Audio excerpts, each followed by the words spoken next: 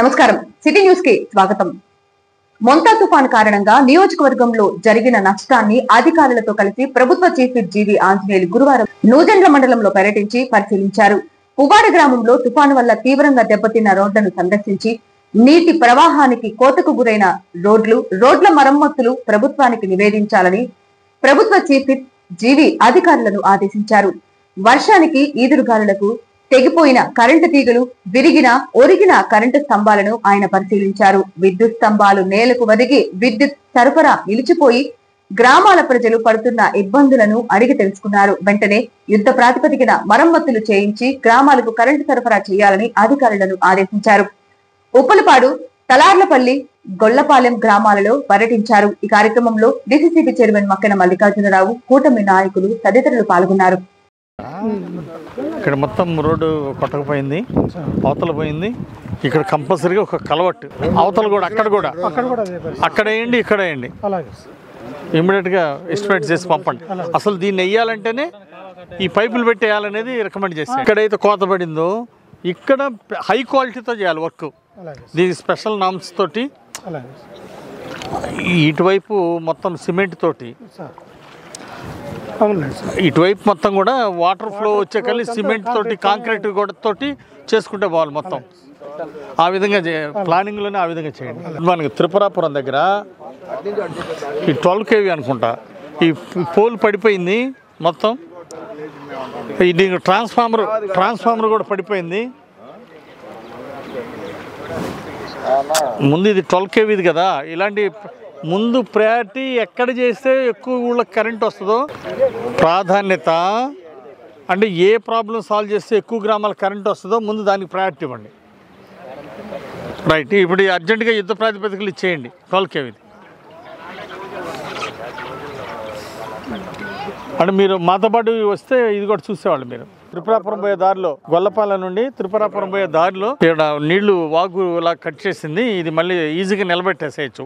వాగు ఉధృతి తగ్గింది. రైట్, ఈరోజు ఇప్పుడు అయిపోవాలా. సైజ్ పెంచుకోవాలి సార్. వాటర్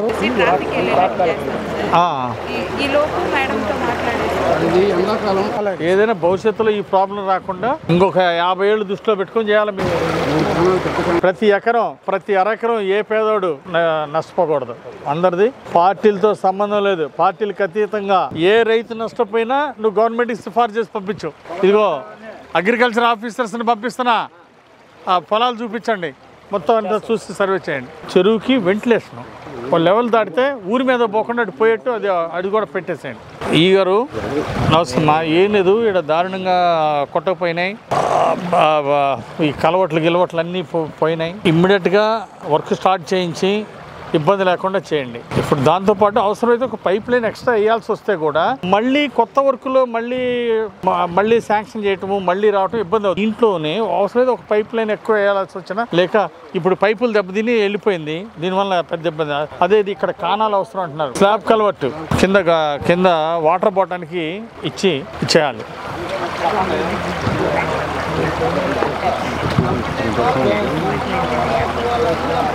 సరే వెంటనే స్టార్ట్ చేయించండి.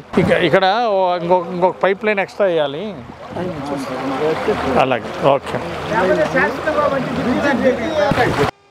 గొల్లపల్లి మండలం వెల్లటూరు గ్రామానికి చెందిన శ్రీ సోమేశ్వర స్వామి వారి దేవస్థానం పునర్నిర్మాణంలో భాగంగా గ్రామానికి చెందిన పెద్దిశెట్టి వంశం పరంపర ధర్మకర్త అయినటువంటి గజవల్లి వెంకట సుబ్బారావు, ధర్మపత్ని వెంకట సత్యవతి తల్లిదండ్రుల జ్ఞాపకార్థం వారి కుమారుడు గజవల్లి వెంకట రామయోగి నాగప్రసాద్, నాగ మునీశ్వరరావు, నాగపవన్ కుమార్ దంపతుల ఆధ్వర్యంలో స్వామివారికి భారీ విరాళం 6,06,069 రూపాయలు దేవస్థాన జూనియర్ అసిస్టెంట్ దద్దాల కోటేశ్వరరావుకు అందజేశారు. ఈ సందర్భంగా విరాళం అందజేసిన దంపతులను దుశ్శాలువలతో ఘనంగా సత్కరించారు. ఈ కార్యక్రమానికి ఆలయ అభివృద్ధి కమిటీ సభ్యులు బేతపూడి వెంకటేశ్వర్లు, అడక లింగరాజు, గంచి ఏడుకొండలు, కజ్జాయం లక్ష్మీనారాయణ, పరిటాల వెంకటేశ్వర్లు, రంగనాయకులు పొట్టి రమేష్, పొట్టి రాజేష్ కుమార్ మరియు దేవాదాయ శాఖ ఈవో శివనాగిరెడ్డి తెలిపారు.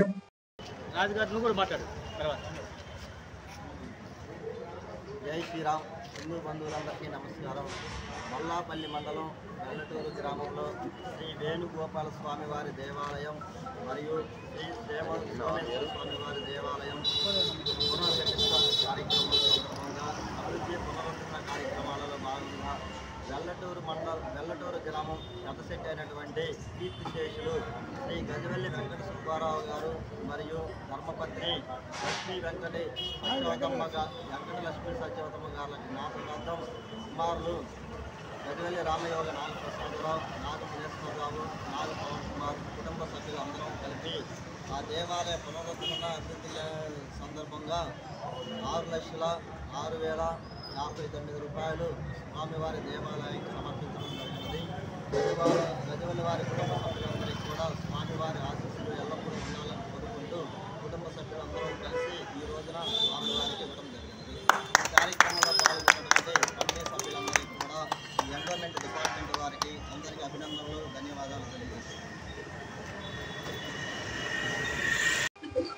మొంతా తుఫాన్ సృష్టించిన బీభత్సంతో పంట నష్టపోయి తీవ్ర ఆవేదనలో ఉన్న అన్నదాతలను ప్రభుత్వ చీఫ్ జీవి శాసనసభ్యులు జీవి ఆంజనేయులు గురువారం పరామర్శించారు.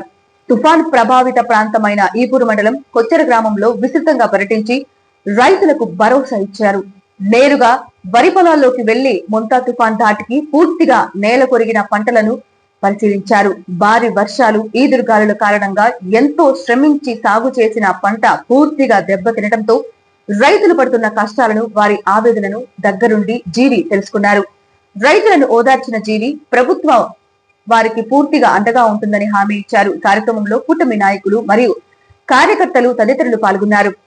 రాష్ట్రంలో ముంతా తుఫాను వలన భారీ నష్టం జరిగింది. చాలా బాధాకరం. ఓ పక్క రైతులు నష్టపోయారు.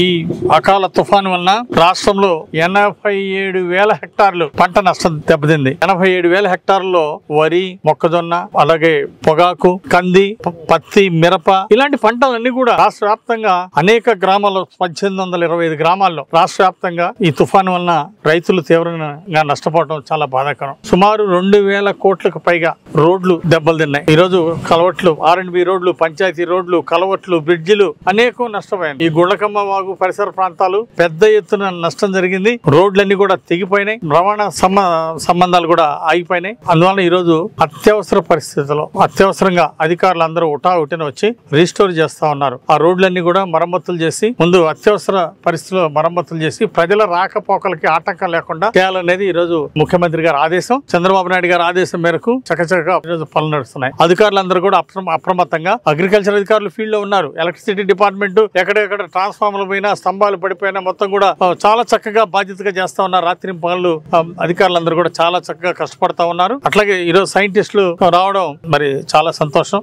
చెరుకూరు శ్రీనివాసరావు గారు, అలాగే నగేష్ గారు సైంటిస్టులు మరి ఈ రోజు ప్రత్యేకంగా మరి ఇక్కడికి రావడం, పర్యవేక్షించి రైతులకు సూచనలు, సలహాలు ఇవ్వడం మరి చాలా సంతోషం. R&B రోడ్లు, పంచాయతీ రోడ్లు దెబ్బతింటము, కలవట్లు ఇవన్నీ దెబ్బతింటం వల్ల సుమారు రాష్ట్రానికి 2,500 కోట్లు ప్రత్యేక నష్టం జరిగింది. 2,500 కోట్లు పైగా. అంటే ఈరోజు ముఖ్యమంత్రి చంద్రబాబు నాయుడు గారు ప్రజలకి ఎట్లాంటి అసౌకర్యం జరగకూడదని మరి అధికారులందరికీ కూడా ఆదేశాలు ఇచ్చి వెంటనే ఇప్పుడు యుద్ధ ప్రాతిపదిక మీద ఆ రోడ్లు మరమ్మతులన్నీ కూడా చేయటం ఆల్రెడీ అధికారులందరూ కూడా R&B అధికారులు, పంచాయతీరాజ్ అధికారులు పనులు ప్రారంభించడం జరిగింది. పల్నాడు జిల్లాలో సుమారు 50,000 ఎకరాల పైగా పంట నష్టం జరిగింది. వరి, పొగాకు, మిర్చి, కంది ఇలాంటివన్నీ కూడా పెద్ద ఎత్తున పల్నాడు జిల్లాలో నష్టం జరిగింది. ఇది చాలా బాధాకరం. ఖచ్చితంగా రైతు సోదరులందరూ ధైర్యంగా ఉండాలని ఈ సందర్భంగా నేను కోరుతున్నా. ముఖ్యమంత్రి చంద్రబాబు నాయుడు గారు ఒక యాప్ ఇచ్చి నష్టపోయిన ప్రతి రైతుని ఆదుకోవాలని చెప్పేసి ఆదేశించారు.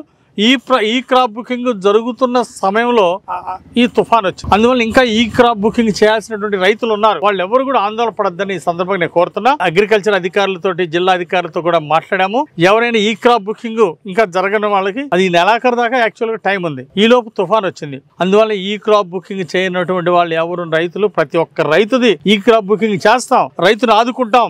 రైతులు ఎవరు కూడా ఈ క్రాప్ బుకింగ్ జరగలేదు. ఒక 10% ఇంకా పెండింగ్ ఉంది. 5% రైతులు ఇంకా ఈ క్రాప్ బుకింగ్ చేయాల్సినటువంటి అవసరం ఉంది. ఈ 5% ఈ క్రాప్ బుకింగ్ చేయని వాళ్ళది కూడా ఈ 4 రోజుల్లో మొత్తాన్ని కూడా వాళ్ళందరిది కూడా కంప్లీట్ చేస్తాము. ప్రతి రైతుకి ప్రభుత్వం నుండి ఎకరానికి 10,000 వరి పంటకి నష్టపరిహారాన్ని కూడా మరి అందజేస్తామని చెప్పి ముఖ్యమంత్రి గారు హామీ ఇచ్చినందుకు ముఖ్యమంత్రి గారికి ప్రత్యేక ధన్యవాదాలు. ఈ రోజు ముఖ్యమంత్రి చంద్రబాబు నాయుడు గారు, మరో పక్క ఉప ముఖ్యమంత్రి పవన్ కళ్యాణ్ గారు, ఇంకో పక్క యువ నాయకుడు మంత్రి లోకేష్ గారు 24/7 ఈ రోజు రైతులకి ఈ రోజు 24 గంటలు అందుబాటులో ఉండి వాళ్ళ సమస్యలు ఏంటి, ఎక్కడ పంట నష్టం జరిగింది, ఎక్కడ రోడ్లు దెబ్బతిన్నాయి, ఎక్కడ ప్రజలకు నష్టం జరిగిందని ప్రతి క్షణం వివరాలు తెలుసుకుంటూ అధికారులు ఎక్కడికక్కడ అప్రమత్తం చేసి రైతాంగాన్ని ఆదుకున్నారు.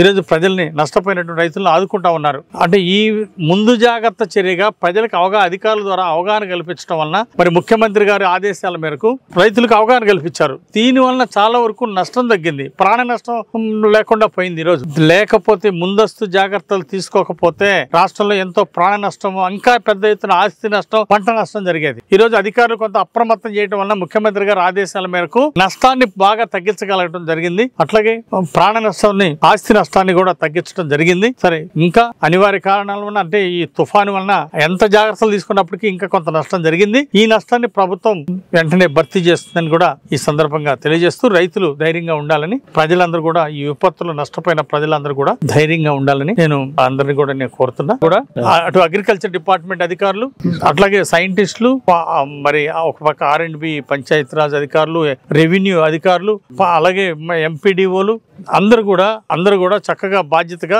ఎక్కడికక్కడ గ్రామాలకు వెళ్ళి డైరెక్ట్ గా ఫీల్డ్కి వెళ్ళి ప్రజా సమస్యలు తెలుసుకొని మరి పరిష్కరిస్తా ఉన్నారు. ఎన్డీఏ నాయకులు అందరూ కూడా, ఇటు మరి తెలుగుదేశం, జనసేన, బీజేపీ నాయకులు అందరూ కూడా ఈరోజు ప్రజాసేవలో ప్రజల సమస్యలకి, తుఫాను బాధితులకి ఆదుకుంటా ఉన్నారు. వారందరికీ నేను అభినందనలు తెలియజేస్తున్నాను. మొంతా తుఫాను కారణంగా విలిగొండ పట్టణం 18వ వార్డు పప్పు బజార్లో మారేటి రాములమ్మ వృద్ధురాలు బుధవారం ఉదయం వర్షానికి ప్రమాదవశాత్తు గోడ కూలి మృతి చెందారు. సమాచారం తెలుసుకున్న ప్రభుత్వ చీఫ్ జీవి ఆంజనేయులు వృద్ధురాలి మృతదేహాన్ని సందర్శించి నివాళులు అర్పించారు. వృద్ధురాలి కుటుంబ సభ్యులకు ప్రగాఢ సానుభూతి తెలిపారు. ఆమె కుటుంబానికి ప్రభుత్వం తరఫున అన్ని విధాల అండగా ఉంటామని, తక్షణ సహాయం అందిస్తామని హామీ ఇచ్చారు. డీసీసీబీ చైర్మన్ మక్కెన మల్లికార్జునరావు, నాయకులు, అధికారులు వెంట ఉన్నారు. సిటీ న్యూస్ ఇంతటితో సమాప్తం. తిరిగి రేపటి సిటీ న్యూస్ లో మళ్ళీ కలుద్దాం. అంతవరకు సెలవు. నమస్కారం.